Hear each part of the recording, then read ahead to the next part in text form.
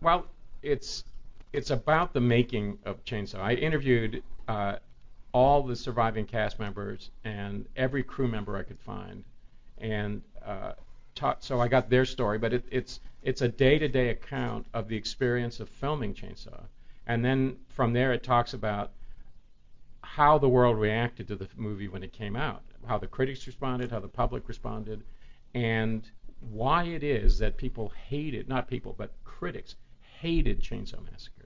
The London Times said the less said about Tobe Hooper's Texas Chainsaw Massacre, the better. And then from there it talks about how the perception of the movie has evolved and what its place in horror is, How does that strike you? Now you're in demand, I would imagine. I mean, everyone at a convention wants to shake your hand. Can you endorse a signature series? Can you endorse a signature series of meat cleavers and butchery tools? And at the time, it's like it's almost like finally I'm a validation. Yeah, I'd like to do a McCulloch ad.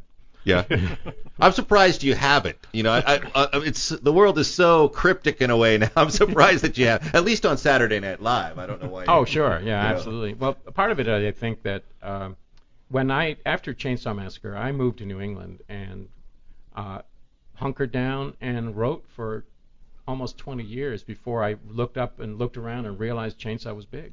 Yeah. And I just had nothing to do with the movie business. So I think that's part of the reason. Why was that? Was it just because the overall experience was kind of like, screw this, man? Well, I liked working on Chainsaw, but I did another picture right after that I never got paid for. Chainsaw 2? No. I wish. And then Still in litigation? I met a couple of movie producers, and no criticism of anyone, but I realized I didn't like these people, and I just didn't want to be like them. And I'd also decided that I really wanted to write. That was always what I was intended to do. And I thought if I have to make that choice, I'd rather struggle and do what I have to do. I rode the garbage truck to pay the bills, and I was happy to do that because it allowed me to write. And I didn't want to ride the garbage truck for the chance of being in a movie. And that was the fundamental difference. Your road to redemption is paved with tombstones. No quarter, kill all masters. Go to noquarterkillallmasters.com.